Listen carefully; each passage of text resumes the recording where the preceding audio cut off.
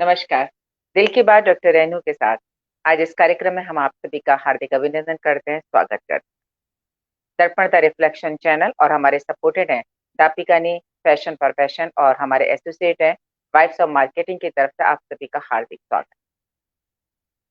दोस्तों, आपने देखा होगा कि हम पिछले 2 प्रोग्राम हमने किए थे कोरोना को लेकर के। एक हमारा प्रोग्राम था कोरोना के लक्षण क्या है, कोरोना से हम लोग खुद कैसे बच सकते हैं। दूसरा हमने किया था ब्लैक फंगस को लेकर के। आज का भी हमारा कार्यक्रम कोरोना को लेकर के ही है, लेकिन आज का हमारा कार्यक्रम अलग है। आज का हमारा कार्यक्रम है बच्चों के साथ कोरोना और बच्चे, क्योंकि ये कहा जा रहा है कि जो तीसरी लहर अब आएगी वो बच्चों के लिए सबसे ज्यादा खतरनाक। तो हम पहले से इस चीज को जान लें कि बच्चों में इसके लक्षण कैसे होंगे, या बच्चों को अगर कोरोना हो जाता है तो उस समय हमें किस तरीके से उनका इलाज कराना है, या हम ऐसी क्या सावधानियां बरतें कि बच्चों में कोरोना हो ही नहीं। तो कहते हैं ना कि सावधानी अगर हम पहले से ही रख लेंगे तो शायद ये बीमारी से हम संक्रमित ही नहीं हो पाएंगे। क्योंकि दोस्तों, कोरोना ने जो ये समय चल रहा है हमारी जिंदगी को थोड़ा सा रोक कर दिया है। बहुत कुछ हमने खोया है। अब कोशिश ये की जाए कि जो हमारे पास अपने हैं उन्हें हम थाम कर रखें, उन्हें संभालें। तो हमारी कोशिश यही है, जो हमने ये दोबारा से एक श्रृंखला शुरू की है कि इसमें हम कोरोना को लेकर के जितने भी सवाल हमारे दिल में हैं उन सभी सवालों का जवाब डॉक्टर से हम आपको दिलवाएं। तो ये कहते हैं ना कि ऊपर भगवान है तो हमारे धरती के भगवान हमारे डॉक्टर। तो आज जब हम बात करेंगे, हमारे साथ जयपुर से जुड़ेंगे डॉक्टर विवेक शर्मा, जो कि बच्चों के डॉक्टर हैं। और साथ में उनके लिए एक बहुत ही खास बात है दोस्तों कि वो स्वास्थ्य को लेकर के उन्होंने काफी रिसर्च किया, बच्चों को लेकर के, बच्चों के हेल्थ को लेकर के। उनके कई रिसर्च पेपर्स हमारे पूरे देश में राष्ट्रीय स्तर पर उनके पब्लिश हो चुके हैं और इंटरनेशनल स्तर पर भी उनके काफी रिसर्च पेपर पब्लिश हो चुके हैं। तो आज जो हम उनसे बात करेंगे वो काफी रिसर्च के बाद वो हमारे सवालों का जवाब देंगे। अगर कार्यक्रम के दौरान, जब हमारा लाइव कार्यक्रम चल रहा है, आपके जहन में भी कोई सवाल आता है तो आप हमें बिल्कुल मैसेज कर सकते हैं और हम कोशिश करेंगे आपके सवालों का जवाब डॉक्टर विवेक शर्मा जी से दें। लेकिन मैं चाहूंगी इससे पहले आप जल्दी से सभी लोग हमारे साथ जुड़ जाइएगा। विवेक गुप्ता जी का हम स्वागत करते हैं। पहले बुखार आती थी, कोरोना हो जाता है, पहले सर्दी जुकाम होता था, अब कोरोना होता है। बिल्कुल विवेक जी। और कोशिश यही करेंगे, क्योंकि आप सभी जानते हैं कि कोरोना हर पल अपने लक्षण बदल रहा है। हम पहचान नहीं पा रहे हैं कि कौन सा लक्षण हमारा कोरोना का लक्षण जा रहा है। सही बात आपने कहा, पहले खांसी जुकाम होता था, हम समझते थे कि बुखार आ जाता था, सर्दी लगकर कोरोना हो गया। फिर पता चला अगर आपका मुंह का टेस्ट और आपको सुगंध आपकी गायब हो रही है, कोरोना हो गया। लेकिन कई बार ऐसा हुआ ये कोई भी लक्षण नहीं है लेकिन आप पॉजिटिव हैं। कई बार आपकी रिपोर्ट पॉजिटिव नहीं आ रहा है लेकिन आप सिटी स्कैन में पता चलता है कि आप कोरोना पॉजिटिव हैं। तो बहुत सारी चीजें हैं, लेकिन सवाल ये है कि हम बड़े, हमें कोई तकलीफ होती है हम बोल सकते हैं, बता सकते हैं, लेकिन बच्चे बहुत छोटे हैं, वो अपनी बात को कह नहीं सकते हैं। तो हम आज यही जानने की कोशिश करेंगे कि बच्चों को कोरोना नहीं हो इस बारे में, और डॉक्टर साहब को हम अपने साथ जो। नमस्ते डॉक्टर नमस्ते। साहब। नमस्ते। हमारे दर्पण का रिफ्लेक्शन चैनल और हमारे सपोर्टेड हैं दापिकानी passion for fashion Shri Anil Kala ji, और हमारे एसोसिएट हैं वाइफ्स ऑफ मार्केटिंग की तरफ से हम आपका हार्दिक स्वागत करते हैं, आपका अभिनंदन करते Thank you very much for inviting me. हैं। प्लेजर डॉक्टर साहब। डॉक्टर साहब, सबसे पहले हम, जैसा कि हमारा जो टॉपिक है कोरोना और बच्चे, हम इस बारे में बात करें, लेकिन उससे पहले हम जानना चाहेंगे डॉक्टर विवेक शर्मा जी के बारे में। डॉक्टर विवेक शर्मा जी की जर्नी जो रही है अभी तक की, आपका जन्म कहाँ पर हुआ, आपकी क्वालिफिकेशन कहाँ पर हुई, ये सारी चीजें हम जानना बेसिकली मेरी जर्नी कोई ऐसी इम्प्रेसिव जर्नी तो नहीं है, लेकिन मेरी जो बर्थ हुआ था वो मेरा जयपुर में ही हुआ था। I took birth in Jaipur only, and early schooling मेरी जो हुई थी जयपुर में ही हुई थी। बीच में थोड़ी सी स्कूलिंग उदयपुर में हुई थी और फिर वापस मेरे फादर का ट्रांसफर जयपुर हो गया था, तो फिर जयपुर में स्कूलिंग हुई थी।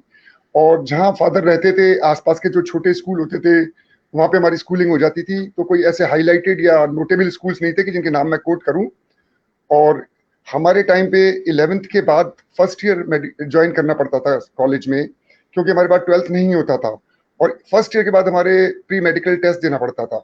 तो फर्स्ट ईयर मैंने महाराजास कॉलेज से की थी और उसके बाद जब मैंने पीएमटी दी, पीएमटी में सेलेक्ट होने के बाद मैंने ज्वाइन किया था एसएमएस मेडिकल कॉलेज जयपुर, और उसके बाद मेरा पोस्ट ग्रेजुएशन भी SMS medical college JK hospital से ही हुआ था।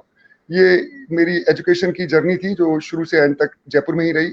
उसके बाद कुछ टाइम मैं बॉम्बे हॉस्पिटल में मैंने काम किया और कुछ टाइम दिल्ली में काम किया, लेकिन अल्टीमेटली मैं जब वापस आया तो फॉर लास्ट 20 ईयर्स मैं जयपुर में ही प्रैक्टिसिंग हूँ। बिल्कुल।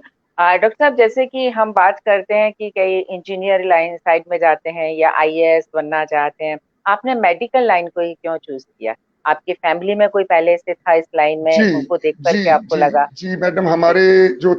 हमारा जो फैमिली बैकग्राउंड है वो बड़ा एजुकेशन वाला, और हमारे बड़े एजुकेटेड लोग थे सारे। और मेरी जो फोर फादर थे तब से वो मेडिकल का ट्रेंड चला आ रहा था। मेरे फोर फादर जो कि 1880 में पैदा हुए थे, वो आयुर्वेदाचार्य थे उस समय के। उस समय मेडिकल कॉलेजेस खुले ही नहीं थे।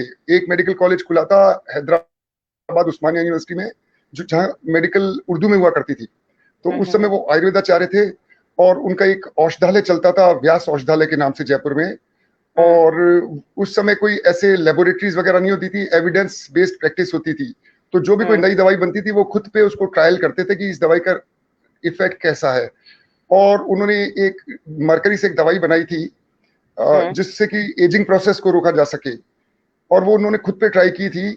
तो वो उनको रिएक्ट कर गई थी और अल्टीमेटली एक्सपायर्ड इन 1940। फिर मेरे ग्रैंडफादर आए, ग्रेट ग्रैंडफादर के बाद ग्रैंडफादर आए। He did his MBBS in 1932-33 from king George medical college Lucknow. Lucknow का मेडिकल कॉलेज बहुत पुराना मेडिकल कॉलेज है, वहां से उन्होंने किया था। और उसके बाद मेरे फादर ने third batch SMS medical college Jaipur से किया था। 1947 में एसएमएस में ज्वाइन किया था मेडिकल कॉलेज। फिर मैंने एसएमएस मेडिकल कॉलेज से किया था, फोर्थ जनरेशन में था। और फिफ्थ मेरा सन भी जो है मेडिकल कॉलेज में है, एक साल बाद वो भी पास आउट हो जाएगा। तो ये 5 जनरेशन क्या का बात है। एग्जाम्पल पूरे इंडिया में आपको नहीं मिलेगा कि जिनके मेडिकल फील्ड में चलते रहो। तो मेडिकल फील्ड था, मेडिकल माहौल था, ग्रैंड मदर भी यूज टू थी, मदर भी यूज टू थी, मेरी सिस्टर हम्म। भी मेडिकल कॉलेज में ही थी, डॉक्टर थी। तो हमारे यहाँ माहौल था, तो उसमें और उस समय ऐसी चॉइसेस और ऑप्शंस नहीं होते थे, तो 2-3 ब्रांचेस के अलावा कुछ चुनने को, तो हमने मेडिकल को चुना। क्या बात है। और मेडिकल में भी अगर हम बात करते हो तो आपने चुना बच्चों को। बहुत ही प्यारे प्यारे बच्चे, कहते हैं ना बच्चे दिल के सच्चे भगवान का रूप होते हैं। आपने उनको चुना कि हाँ, कि मैं बच्चों को ट्रीटमेंट करूंगा। बच्चे जो बोल नहीं पाते हैं, अपनी भाषा को कह नहीं पाते हैं, समझा नहीं पाते हैं अपने दर्द को, लेकिन मैं उनके दर्द को समझूंगा और उनके दर्द को दूर करूंगा। बिल्कुल। ये जब मैं अंडर ग्रेजुएट लेवल पे था, हाँ तो हाँ। बच्चों के लिए सब मेडिकल कॉलेज में और एब्रॉड से मेरे ब्रदर वगैरह मेडिकल के आते थे, वो बुराई करते थे कि यार बच्चे बोलते तो है नहीं। हम्म। अमेरिका में इनको वर्टिनरी की संज्ञा देते हैं कि जानवर भी नहीं बोल पाते, बच्चे भी नहीं बोल पाते, अंदाज से इलाज होता है। लेकिन एक इलिंगवर्थ एंड अदर्स करके किताब मेरे पास हाथ लगी, the normal and the abnormal. और हम्म। उन्होंने जो उस किताब में चित्रण किया बच्चों का, कि बच्चों की हरकतें देखे नॉर्मल बच्चा क्या है, एबनॉर्मल बच्चा क्या है, कैसे पता किया जा सकता है, उस किताब से मैं बहुत इंप्रेस हुआ। और उस किताब को फॉलो करते हुए मैंने इस प्रैक्टिसिंग ब्रांच में आके और मैंने काफी काम किया और फिर प्रैक्टिस करता। बिल्कुल। और फिर बच्चों को भाषा को समझने लगे, यानी कि बिना कहे आप उनके दर्द को भी पहचान जाते हैं, वो क्या कहना चाहते हैं आप उसको भी समझ जाते हैं। या काफी हद तक पीडियाट्रिशियंस जो है काफी हद तक इस चीज को समझने लग जाते हैं, और एक्सपीरियंस के साथ और जी। ज्यादा समझने लग जाते हैं। बिल्कुल और बिल्कुल। एक्चुअली माताओं की ऑब्जर्वेशन बहुत ज्यादा अच्छी होती है बच्चों के प्रति। तो वो जो बातें लेमैन भाषा में बताते हैं, उसको हम मेडिकल टर्मिनोलॉजी में समझ के उसका ट्रीटमेंट करते हैं। बिल्कुल बिल्कुल। डॉक्टर साहब, जैसा कि आज का हमारा जो विषय है कोरोना और बच्चे, हम इस विषय पर बात करें, लेकिन थोड़ा सा मैं उससे पहले जानना चाहूंगी कि जैसे अब गर्मी शुरू हो चुकी है, गर्मी में इस मौसम में बच्चों को कौन सी बीमारियां सबसे ज्यादा हो सकती गर्मी शुरू होने के साथ जो होता है, इन्फेक्शियस डिजीजेस जो होती हैं, जिन्हें हम ट्रॉपिकल डिजीज बोलते हैं, जो इस गर्म मुल्क यानी वार्म क्लाइमेट की बीमारियां होती हैं, वो होनी शुरू हो जाती हैं। फॉर एग्जाम्पल जॉन्डिस होना शुरू हो गया, for example diarrhoea, vomiting, typhoid fever, infectious diseases, malaria, dengue. जहाँ गंदा पानी इकट्ठा हो रहा है, वो मॉस्किटोज इकट्ठे हो रहे हैं, तो मलेरिया फैल रहा है। तो ये सब मॉस्किटो बॉर्न एंड जो खाने की बीमारियां होती हैं, और डिफरेंट तरह के डायरियाज होते हैं, डिसेंट्रीज होती हैं, टाइफाइड होता है, और हेपेटाइटिस जॉन्डिस होता है, ये सब शुरू हो जाते हैं। है? तो बिल्कुल गर्मी के साथ ये बीमारियां शुरू हो जाती हैं, और हमें कोशिश जी यही जी करनी है कि अपने आसपास पानी को हम इकट्ठा नहीं होने दें, ताकि मच्छर नहीं हो। और जो भी हो, बिल्कुल। अगर बिल्कुल। और डॉक्टर साहब, जैसे हम लोग कहते हैं ना, बड़े लोग होते हैं कि गर्मी के समय पे पानी ज्यादा पीना चाहिए, तो वो पानी हमें बच्चों को भी ज्यादा पिलाना चाहिए इस समय, इस बिल्कुल बिल्कुल, मौसम में। पानी ज्यादा पीना चाहिए, क्योंकि पानी का सर्दियों में तो लॉस एक यूरिन के थ्रू ही होता है, गर्मियों में पसीने के थ्रू भी होता है। और जी। गर्मियों में पानी की वांट बढ़ जाती है, तो डिहाइड्रेशन होने की संभावना रहती है, तो वाटर इनटेक गर्मियों में बढ़ा देना चाहिए। बिल्कुल। अब बिल्कुल। डॉक्टर साहब, हम अपने विषय पर आते हैं, जो आज का हमारा विषय है, कोरोना और बच्चे। हम सभी जी। जानते हैं डॉक्टर साहब कि पिछले 1.5 साल से पूरा विश्व कोरोना नामक इस बीमारी से जूझ रहा है। और सबसे खास बात ये आती है कि ये हर पल अपने लक्षण बदलता है। हम कह नहीं सकते हैं कि कोरोना के, कि जैसे खांसी जुकाम है आपको तो आपको कोरोना के लक्षण है, या सर्दी लग के बुखार चढ़ रहा है तो कोरोना के लक्षण है। पता चलता है कई बार इसमें से कोई भी सिम्टम्स हमें नहीं है, लेकिन जब हम टेस्ट कराते हैं तो हम कोरोना पॉजिटिव आ जाते हैं। हम बड़े जो तो चलिए बता सकते हैं, लेकिन तीसरी लहर की जो बात की जा रही है, वो ये कहा जा रहा है कि ये बच्चों के लिए सबसे ज्यादा खतरनाक। इस लहर से हमें बच्चों को सबसे ज्यादा बचा करके रखना है।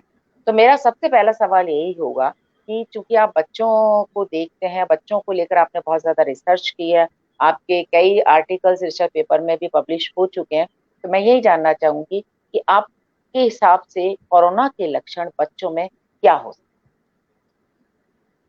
नॉर्मली हम बच्चों की एज जो मानते हैं वो 18 साल तक मानते हैं। पीडियाट्रिक्स में जो बच्चे आते हैं 18 साल तक आते हैं। और जैसे जैसे बच्चे यंगर साइड पे जाते जाते हैं, छोटी एज की तरफ जाते जाते हैं, चांसेस ऑफ कोरोना कैचिंग कम होती है। और उसके कई कारण होते हैं। एक तो बच्चों की जो इम्यूनिटी होती है, बच्चे 12 साल तक के बच्चे क्या है, फ्रीक्वेंटली खांसी जुकाम से बीमार होते हैं, बार बार बीमार होते हैं। तो उनकी इम्यूनिटी बार बार रिएक्ट करती है उस खांसी जुकाम के खिलाफ। तो उनकी इम्यूनिटी क्या यूज टू हो जाती है खांसी जुकाम के लिए।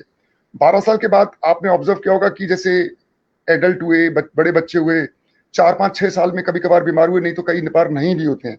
तो उनकी इम्यूनिटी क्या साइलेंट हो जाती है, और they are not use to the URIs, upper respiratory infection, droplet infection, जो कि कोरोना में होता है।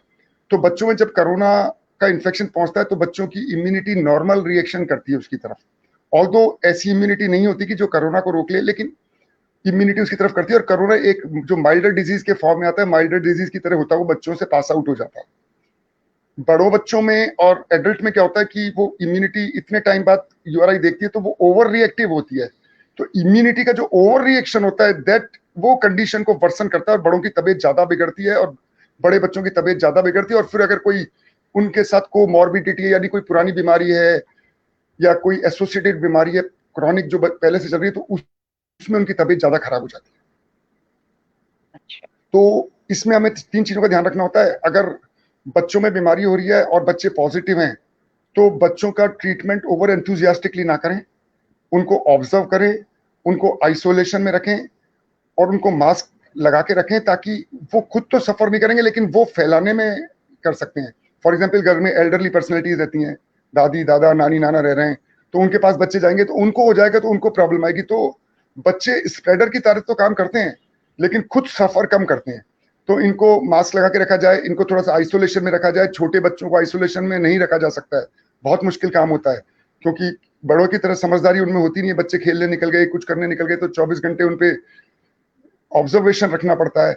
और 2 साल से कम बच्चे तो बिल्कुल ही।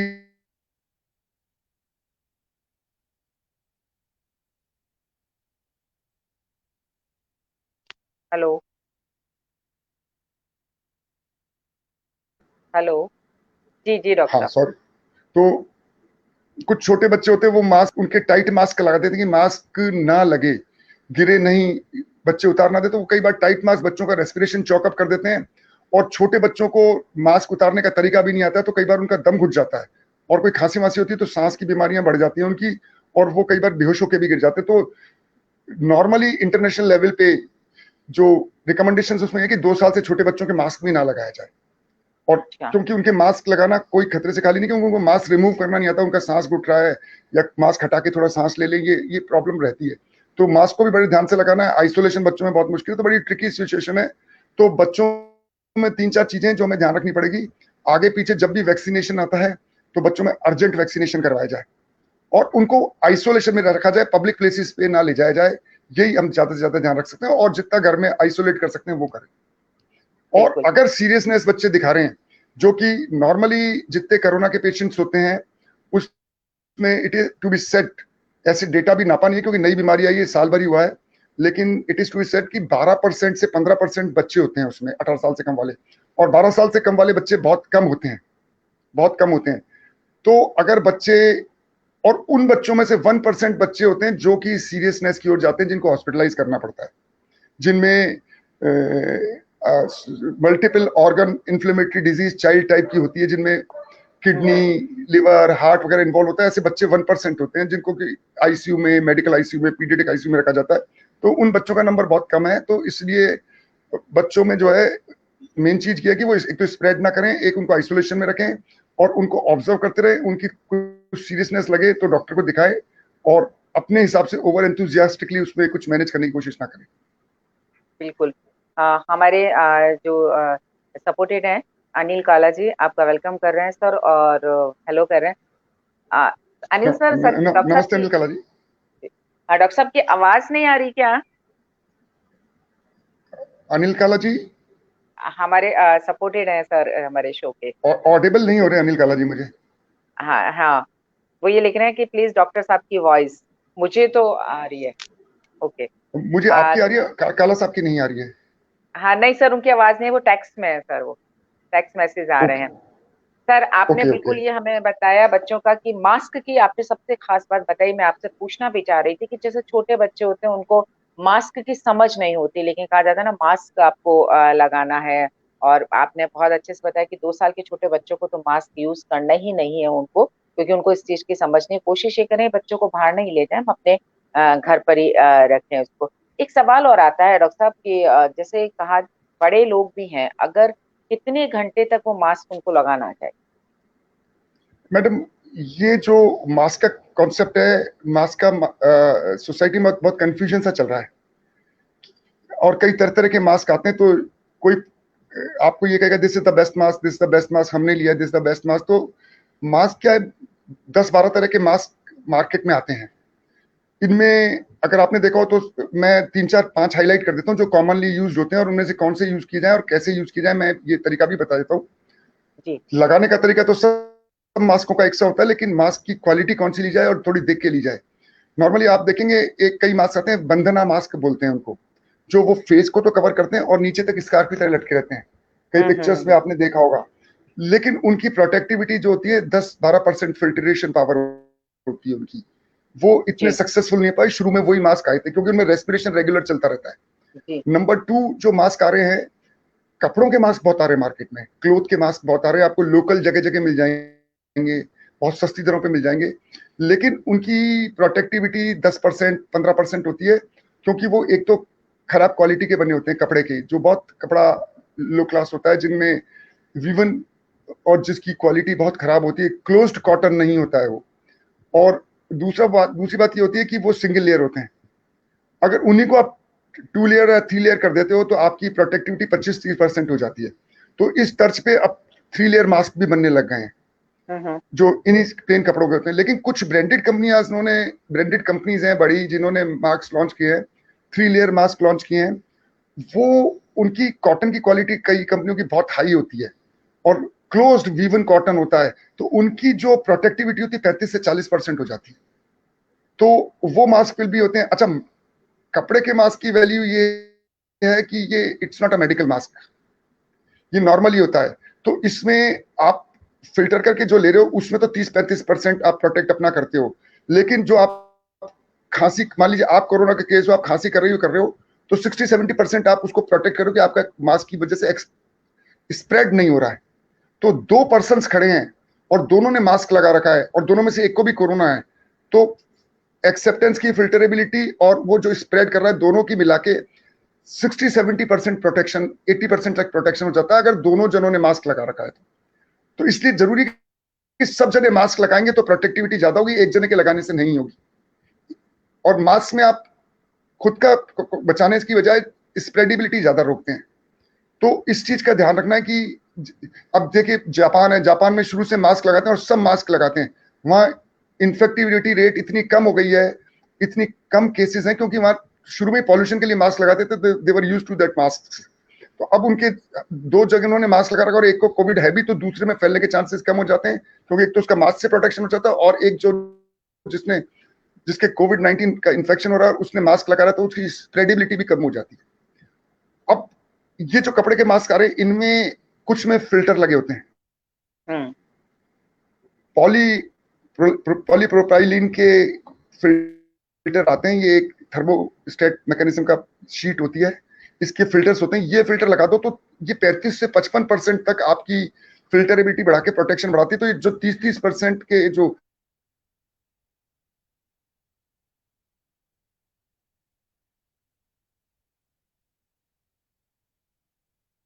हेलो, नेट वापस से जी, जोड़ते हैं। जी डॉक्टर साहब। तो ये मास्क हो गए और कई अब जो ब्रांडेड कंपनीज के मास्क आते हैं जो रीयूजेबल, सबसे बड़ा फायदा होता है ये सारे मास्क रीयूजेबल होते हैं, इनको वॉश करके रीयूज किया जा सकता है।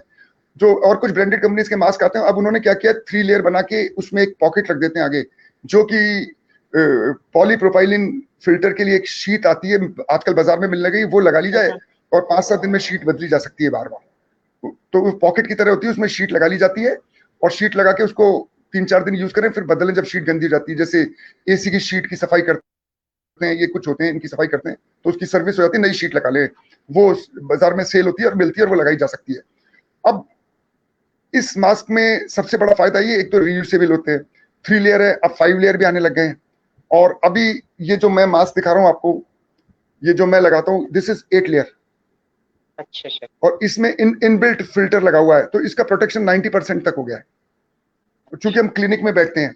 अच्छा, अब एक मास्क आपने देखेंगे बहुत लाइट ब्लू कलर के आते हैं, जो सर्जिकल मास्क कहलाते हैं, हाँ हाँ लाइट बिल्कुल। ब्लू या स्काई ब्लू या व्हाइट कलर के आते हैं। वो बिल्कुल। मॉर्निंग से इवनिंग तक लगाए जा सकते हैं और वो रीयूजेबल नहीं होते हैं, उनको थ्रो करना पड़ता है और उनकी प्रोटेक्शन 40% तक होती है, 40-50% तक होती है। अब एक मास्क जो है, जो आम लोगों के मुंह पे चढ़ा हुआ है, लेकिन नॉर्मली मिलता नहीं है, बहुत कम मिलता है और हर नकली मास्क पे भी लिख देता था N95। तो ये मास्क होता है बहुत ही साइंटिफिक ढंग से बना हुआ होता है और इससे 95% प्रोटेक्शन होता है। 95 का मतलब है 95% प्रोटेक्शन। अच्छा। लेकिन ये इसकी बहुत शॉर्टेज होती है और आम पब्लिक के लिए अगर 4 जने बैठे और चारों ने मास्क लगा रखा है तो उसमें N95 की जरूरत नहीं, वैसे ही अपना प्रोटेक्शन 90% हो जाएगा। तो N95 मास्क को ये चाहिए कि ये मेडिकल प्रोफेशन वालों के लिए छोड़ दें, नर्सिंग प्रोफेशनल्स के लिए छोड़ दें, और जो ये नर्सिंग स्टाफ है, नर्सिंग हॉस्पिटल्स में वर्कर्स हैं, हॉस्पिटल प्रोफेशनल्स हैं, उनके लिए छोड़ देता है, क्योंकि वो प्रोन टू हर पेशेंट, कोविड पेशेंट्स के बीच में काम करते हैं और उनके काम ज्यादा आएगा और इसकी शॉर्टेज रहती है। N95 आता है और एक KN95 आता है। दोनों की टेक्निकली बिल्कुल सेम चीज है। N95 यूएसए का बना हुआ है और KN95 चाइना का बना हुआ है। दोनों पैरेलल हैं, दोनों की वर्किंग और कैपेसिटी एक है। इसी तरह अब एक चाइना ने बना लिया N99, ओके। जो मार्केट में आना शुरू हो गया है। N90 उसमें 99% प्रोटेक्शन होता है और एक N100 भी आ गया चाइना के अंदर, जिसमें 100% प्रोटेक्शन है, पर वो मेडिकल प्रोफेशनल्स के लिए ज्यादा यूज है। अच्छा, अब N95 की लाइफ जो होती है वो 4 to 6 आवर्स होती है, उसके बाद ये खराब हो जाता है। इसको रीयूज करते रहते हैं, वो गलत है, क्योंकि इसकी पावर फिर प्रोटेक्शन की रहती नहीं है। तो N95 मास्क जो है 4 से 6 घंटे बाद, और कुछ कंपनीज क्लेम करती है मैक्सिमम 8 आवर्स तक इसकी कैपेसिटी रहती है। तो यानी एक मेडिकल प्रोफेशनल इसको एक पूरी अपने 8 आवर्स की ड्यूटी में लगा सकता है बस। उसके बाद ये डिस्पोजेबल हो जाता है। ज्यादा से ज्यादा इसको एक बार वॉश कर सकते हैं और उसके बाद रीयूज नहीं किया जा सकता। और अगर कोई इसको स्टराइल करता है अल्ट्रा वायलेट लाइट से, जो कि हॉस्पिटल में अवेलेबल होती है, तो ये 2 से 3 बार यूज कर सकते हैं इसको, इससे ज्यादा इसको यूज नहीं कर सकते। तो इसका ड्रॉबैक ये है कि इतना कॉस्टली होता है और डिस्पोजेबल टाइप है और रीयूजेबल नहीं है और इसकी शॉर्टेज रहती है। तो इसको हम चाहिए कि मेडिकल प्रोफेशनल वालों के लिए ही छोड़ दें। तो ये नॉर्मल रूटीन में जो मास्क काम आते हैं उनके बारे में मैंने आपको बता दिया। बिल्कुल, आपने बहुत अच्छे से समझाया कि कौन सा मास्क यूज करना चाहिए, कौन सा नहीं, और कौन कौन से मार्केट में आ चुके हैं। बहुत अच्छे से, आई थिंक हमारे दर्शकों को बहुत अच्छे से समझ में आ गया होगा। अब एक सवाल ये आता है कि जब हम बच्चों की बात करते हैं डॉक्टर साहब, कि अगर घर में किसी को कोरोना हो गया है, कोरोना पॉजिटिव हो चुके हैं, बच्चे, छोटे बच्चे घर में हैं, तो हम किस तरीके से उन छोटे बच्चों का बचाव कर सकते हैं? क्योंकि कई बच्चे ऐसे होते हैं, जैसे 2 साल का है, 1.5 साल का बच्चा है, वो माँ को कोरोना पॉजिटिव है तो वो माँ से अलग नहीं रह सकता है। तो इस कंडीशन में हम बच्चों का कैसे? बिल्कुल, बिल्कुल, बिल्कुल। इसमें एक तो ये होता है कि घर में एक जने को कोरोना हो गया तो कोविड-19 स्क्रीनिंग सबकी, सब जन घर वालों की सबकी कराई जाती है। तो उसमें से जो जो पॉजिटिव आते हैं मदर के अलावा, उनको तो आइसोलेट करके क्वारंटीन में कर दिया जाता है, उनको अलग कमरों में रख दिया जाता है, और अगर घर में सुविधा नहीं है तो वो हॉस्पिटल में एडमिट हो जाते हैं। रही मदर की बात, मदर से बच्चा अलग नहीं रह सकता है। तो मदर की जो इलनेस की सीवियरिटी है उस पर डिपेंड करता है कि बच्चे का क्या करना है। मदर अगर माइल्डली इन्फेक्टेड है तो बच्चे को मदर के साथ रखा जा सकता है, लेकिन मदर हमेशा मास्क लगा के रहे, और मास्क में भी डबल डबल ट्रिपल लेयर और ये लगा के रहे। इसमें मदर की क्लीनलीनेस बहुत इंपॉर्टेंट होती है, ये मैं आपको बताऊं। और इसमें मदर की क्लीनलीनेस इंपॉर्टेंट इसलिए होती है कि कई 2 साल के बच्चे जो होते हैं मदर का मिल्क भी पीते हैं। तो मदर के मिल्क में ये कोरोना और कोविड-19 का जो वायरस है ये ट्रांसफर नहीं होता है। तो फीडिंग इसको प्रॉपर ढंग से कराई जा सकती है अगर मदर माइल्ड सिम्टोमेटिक और सिंपल केस है, और मॉडरेट केस तक बच्चे को मदर के साथ रखा जा सकता है। लेकिन मदर सीवियर है, मान लीजिए हॉस्पिटलाइज है, ऑक्सीजन लगी हुई है, मदर के इंजेक्शन लग रहे हैं, मदर को खांसी ज्यादा हो रही है, मदर को बुखार ज्यादा हो रहा है, मदर के सांस तेज चल रहा है, तो बच्चे को हम साथ नहीं रखते, मदर के साथ अलग रखते हैं। और अगर वो बच्चा 1 साल का 2 साल का और मदर का ही दूध पीता है तो मदर का दूध निकाल के उस दूध को, बोतल को स्टराइल करके ले जाते हैं, और मदर का दूध निकालते हैं, और मदर को बैठ के दूध निकालते हैं, जिस टेबल पे निकाला जाता है, बैठा के दूध टेबल पे जिस पे बॉटल रखते हैं उसको स्टराइल करते हैं, और उस पे दूध निकाल के बच्चे को जो है लेके जाते हैं। और जो नर्सिंग या घर वाला लेने आता है वो हाथ साफ करके लेके आना है, और बिल्कुल क्लीनलीनेस से जाके वो बच्चे को दूध पिलाया जाता है, और मदर का दूध बच्चे को मिलता भी रहता है। और ये, और जब तक मदर ठीक रिकवरी नहीं हो जाती तब तक बच्चे को मदर के पास नहीं लाते हैं। और माइल्ड टू मॉडरेट केसेस में बच्चे को मदर के पास रख सकते हैं। मदर की क्लीनलीनेस बहुत इंपॉर्टेंट है, मदर मास्क लगा के रखे, मदर 2-3 बार नहाए दिन में, क्योंकि मदर कई बार खांसी वगैरह करती है तो वो ड्रॉपलेट इन्फेक्शन मास्क के अलावा उसके फेस पे, हाथ पे भी लग जाते हैं। तीसरा, कई बार क्या होता है, ब्रेस्ट फीडिंग जो कराती है तो कई बार मास्क नीचे से लूज होता है, तो मदर जब कॉफ करती हैं तो वो ड्रॉपलेट इन्फेक्शन उनके ब्रेस्ट और चेस्ट पे लग जाता है कई बार। तो जब भी बच्चे को फीड कराएं तो मदर के ब्रेस्ट और चेस्ट को ल्यूकवार्म वाटर से और सैनिटाइजर से क्लीन करके कराया जाए। नहीं तो मास्क लगा के लोग सोचते हैं प्रोटेक्शन हो जाएगा, ऐसा नहीं है, मास्क के साथ और कई प्रिकॉशंस हमें लेने पड़ते हैं। बिल्कुल, बहुत अच्छी जानकारी सर। और अनिल ये, काला सर जो हाँ, हमारे हैं वो भी कह रहे हैं बहुत अच्छी यूजफुल इन्फॉर्मेशन दी जा रही है। शकुंतला सरुपरिया जी उदयपुर से हमारे साथ जुड़े हैं, वो भी कह रही हैं वेरी नाइस, और आपका वेलकम कर रही हैं डॉक्टर साहब। नहीं, thank you very much, thank you काला बहुत साहब, थैंक यू। आपने बहुत अच्छे से ये सारी चीजें समझाई। अब एक सवाल और आता है डॉक्टर साहब कि जैसे कोई लेडी प्रेग्नेंट है और वो कोविड पॉजिटिव हो चुकी है, तो क्या जो बच्चा उसके गर्भ में पल रहा है उसको भी चांसेस है कि वो बच्चा पॉजिटिव हो सकता है? जी, इसमें इंटरनेशनली जो रिसर्च हुआ है, इंटरनेशनली जो रिपोर्ट्स आई हैं, उसमें अभी तक कोई ऐसा कोई केस न्यूबॉर्न होने के बाद पॉजिटिव तो आया, लेकिन ये पता नहीं चल पाया कि वो पेट से लाया, क्योंकि ये माना जा रहा है कि ट्रांसफर होता नहीं मदर से पेट से। बाद में ये हो सकता है कि मदर ने खांसी की हो, ड्रॉपलेट इन्फेक्शन हुआ, उससे पॉजिटिव हो गया हो बच्चा न्यूबॉर्न। तो ऐसे ऐसा कोई एग्जाम्पल या ऐसा कोई केस रिपोर्ट नहीं हुआ है।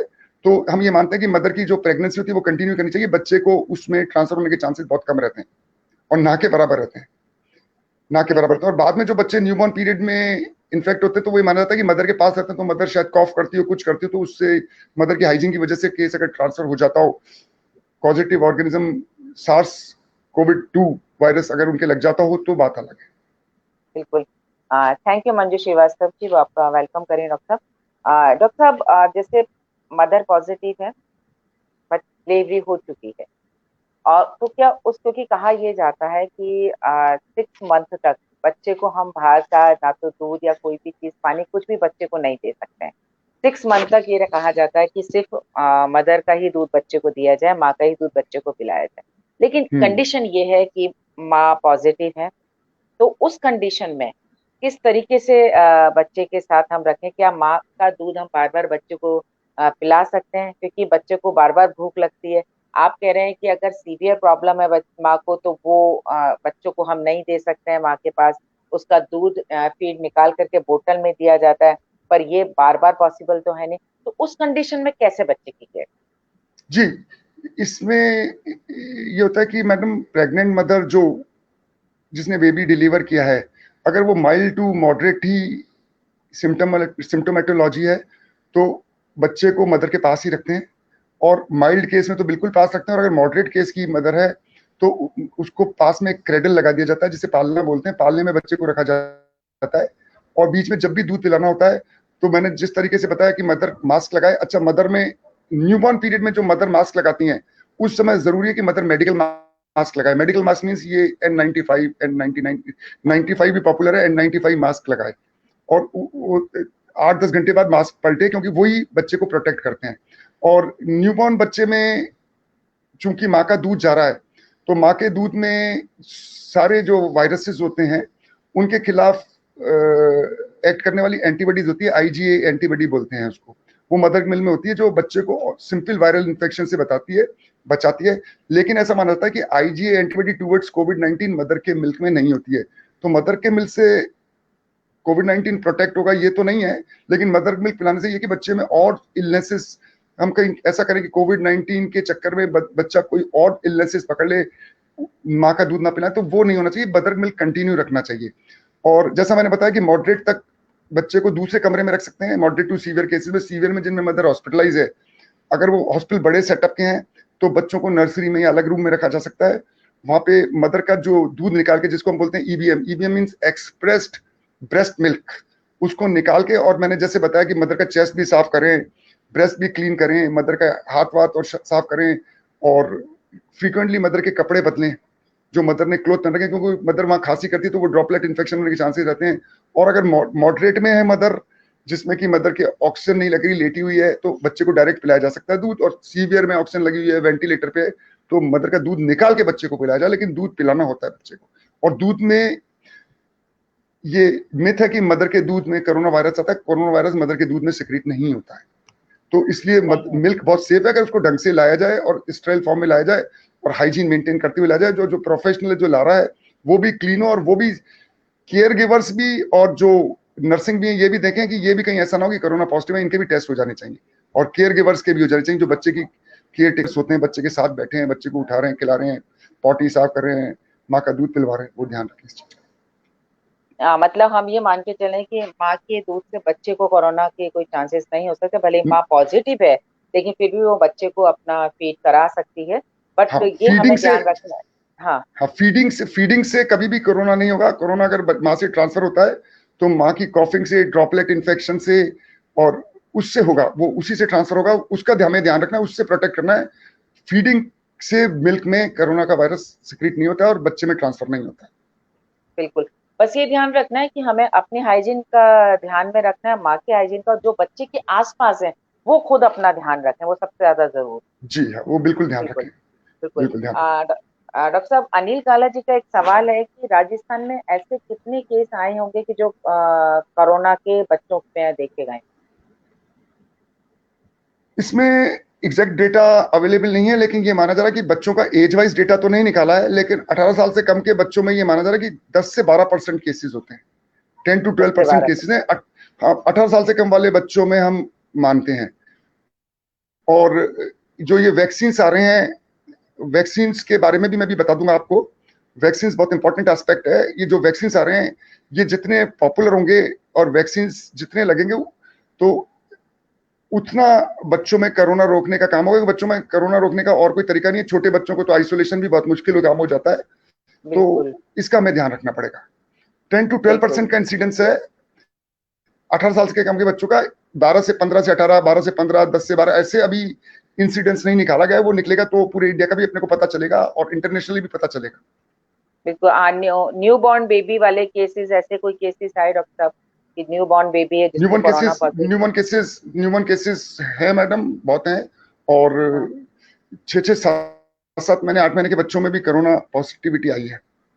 और एक दो बच्चे एडमिट भी हुए जो सीरियस थे, जिनके जो बायोकेमिकल RT-PCR पॉजिटिव था, बायोकेमिकल CRP पॉजिटिव था, डी डाइमर बढ़ा हुआ था, IL बढ़ा हुआ था, और 10-10 15-15 दिन हॉस्पिटलाइज रह के गए और उसके बाद ठीक होके गए। बिल्कुल। पिंकी कुलस्ते, मुकुल कुलस्ते जी भी आपका थैंक्स करेंगे, बहुत अच्छी इन्फॉर्मेशन दी जा रही है, क्योंकि इस समय बहुत क्रिटिकल समय चल रहा है और आने वाली जो थर्ड वेव है बच्चों के लिए बहुत ही ज्यादा खतरनाक है, उसके लिए आप इतनी अच्छी इन्फॉर्मेशन दी जा रही है। डॉक्टर साहब, अभी आपने मैं बात को आगे और भी सवाल लूं, लेकिन एक सवाल मेरे दिमाग में आता है कि हमने जनरली देखा है कि आरटी-पीसीआर रिपोर्ट नेगेटिव आती है, लेकिन फिर भी बड़े लोगों में कोरोना पॉजिटिव रहते हैं, हम सीटी स्कैन करा सकते हैं। तो क्या ऐसी कंडीशन में छोटे बच्चों को, मैं अगर हम लोग आरटी-पीसीआर कराते हैं, अगर उसमें रिपोर्ट नेगेटिव आती है, तो क्या उन छोटे बच्चों का सीटी स्कैन कराना ये सब सही रहेगा? ये बच्चों की इलनेस पे डिपेंड करता है कि बच्चा कितना इल है। जो बच्चे माइल्ड टू मॉडरेट तक इल होते हैं उनमें हम सीटी स्कैन रिकमेंड बिल्कुल नहीं करते हैं। लेकिन बच्चा सीवियर इलनेस में आ गया है, मल्टीपल इन्फ्लेमेटरी सिस्टमिक सिंड्रोम हो रहा है जिसमें, और चाइल्ड वाला जिसमें कि डिफरेंट डिफरेंट ऑर्गन इन्वॉल्व हो रहे हैं, और बच्चा सांस तेज ले रहा है, बच्चे का सेचुरेशन गिर रहा है, बच्चे का बुखार 103 104 जा रहा है, बच्चे को हॉस्पिटलाइज करना पड़ रहा है, इसमें उन बच्चों का हम सीटी स्कैन रिकमेंड करते हैं। नॉर्मल रूटीन में हम माइल्ड टू मॉडरेट केसेस में सीटी स्कैन रिकमेंड नहीं करते। नहीं करते। डॉक्टर साहब, एक हमारे दर्शक हैं हमारे साथ जुड़े हुए हैं, कमलेश मीना राजवल सर। वो लिखते हैं कि डॉक्टर रेणु जी, मैं आपको इस अंतर्राष्ट्रीय महामारी कोरोना वायरस बीमारी के समय में बहुत जानकारीपूर्ण और उपयोगी चर्चा के लिए बधाई देता हूँ। डॉक्टर विवेक शर्मा जी बहुत ही कुशल, अनुभवी, प्रशिक्षित और जानकार डॉक्टर हैं, और सौभाग्य से मैं बहुत पहले अपनी बेटी की देखभाल करने के लिए व्यक्तिगत रूप से उनका आभारी हूँ। मेरी बेटी निकिता के अच्छे इलाज के लिए उनके ईमानदारी से, बहुत ही प्रभावी प्रयास के कारण उस समय संभव हो सका था। मुझे लगता है कि डॉक्टर विवेक जी बच्चों के लिए बहुत ही विश्वसनीय, सम्मानजनक और जवाबदेही डॉक्टर हैं। आज भी वे कड़ी मेहनत करते हैं और नियमित रूप से बच्चों और नवजात शिशुओं की नई बीमारियों का इतिहास पढ़ते हैं, और लेखक के रूप में वे अच्छे भी हैं। इस पवित्र पेशे के प्रति समर्पण और उत्साह के लिए डॉक्टर विवेक जी का धन्यवाद। ये है श्री डॉक्टर कमलेश मीणा जी, सहायक क्षेत्रीय निदेशक है, इंदिरा गांधी राष्ट्रीय मुक्त विश्वविद्यालय इग्नू, जयपुर। थैंक यू कमलेश जी, जीना इसी का नाम है। बिल्कुल। और मैंने दर्शकों को मैंने शुरू में भी बताया था कि डॉक्टर साहब रिसर्च करते हैं, उनके कई रिसर्च पेपर नेशनल इंटरनेशनल स्तर पर उनके पब्लिश हो चुके हैं, और बहुत सारी चीजों को उन्होंने रिसर्च के द्वारा, आज जो वो हमसे बात कर रहे हैं, वो जो उन्होंने रिसर्च अभी तक किया उसी का ही नतीजा। उन्होंने मास्क को लेकर के इतनी विस्तृत जानकारी हमें दी है। बच्चों के बारे में हम उनसे बात करें, उन्होंने बहुत अच्छी बात हमें बताई है कि किस तरीके से अगर माँ पॉजिटिव है लेकिन बच्चे की देखभाल वो कर सकती है। डॉक्टर साहब, वैक्सीन की हम बात कर रहे थे, आपने कहा वैक्सीन लगना चाहिए और बहुत जरूरी थी, इस समय बात आ रही है, लेकिन बहुत छोटे बच्चे हैं, उनके लिए वैक्सीन का अभी कोई भी ऑप्शन हमारे पास नहीं कि उन बच्चों को वैक्सीन लगेगा। तो हाँ आपको क्या ये लगता है? हाँ जी। जी, ये वैक्सीन जो है मैडम आने शुरू हो गए हैं, और अभी गवर्नमेंट ऑफ इंडिया ने 18 साल से ऊपर के बच्चों के लिए वैक्सीन रिकमेंड किए हैं। जी।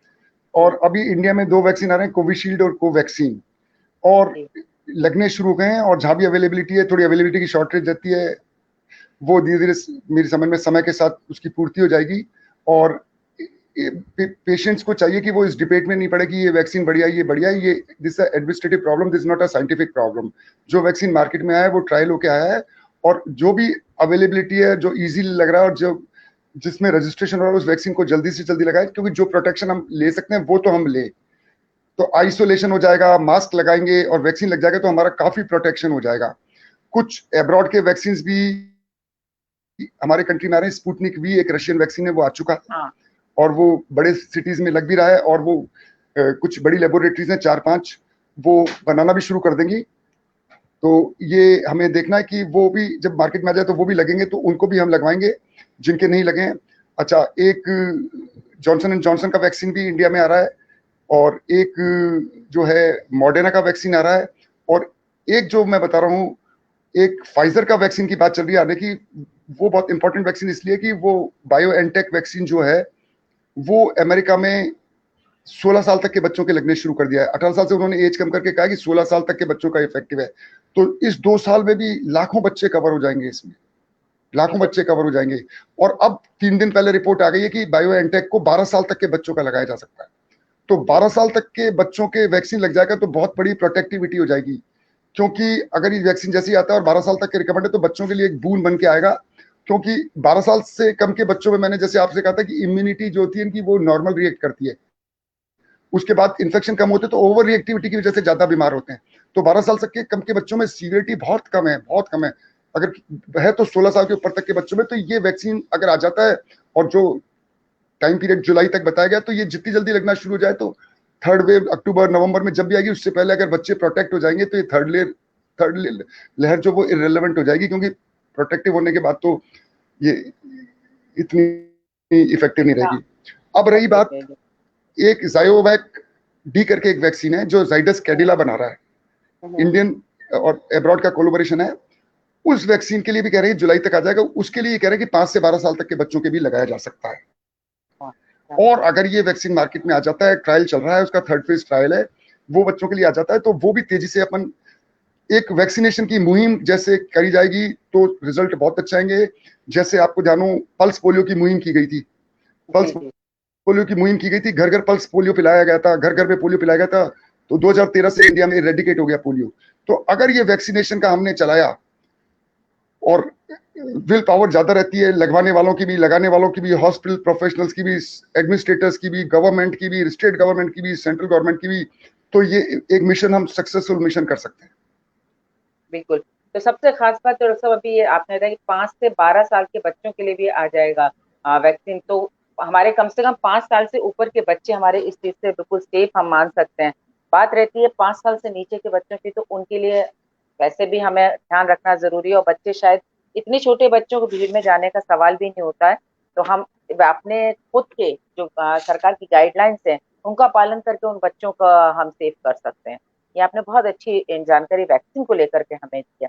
मैं अपनी बात को आगे रखती हूँ उससे पहले कमलेश मीना सर आपका थैंक्स करें। अनिल काला सर का कहना है कि जो थर्ड वेव आ रही है जिसके लिए कहा जा रहा है कि बच्चों के लिए खतरनाक है, इसके बारे में आपका ओपिनियन क्या थर्ड वेव खतरनाक बच्चों के लिए 3 कारण से है। एक तो यह है कि बच्चों को बचाने का कोई उपचार नहीं होता। यदि मदर बीमार है तो बच्चे को अलग नहीं किया जा सकता। बच्चे घर में खेलते रहते हैं, बच्चे इधर से उधर सोशल बटरफ्लाई की तरह जाते हैं। अगर मान लीजिए स्कूल खुल जाते हैं, प्ले स्कूल्स हैं, आगे पीछे खोलने तो पड़ेंगे। 10th क्लास के स्कूल है, 9th के बच्चे हैं, 8th के बच्चे हैं, फर्स्ट क्लास से लेके 6 तक के बच्चे हैं, तो ये बच्चे स्कूल जाएंगे तो एक दूसरे से इन्फेक्शन फैलाते हैं। सोशल गैदरिंग हो जाती है स्कूल एक तरह की। स्कूलों में भी प्रॉपरली स्कूल इससे अपने आप को अडेप्ट नहीं कर पाए कि हम कोविड-19 के टाइम पे स्कूल को कैसे मैनेज करें।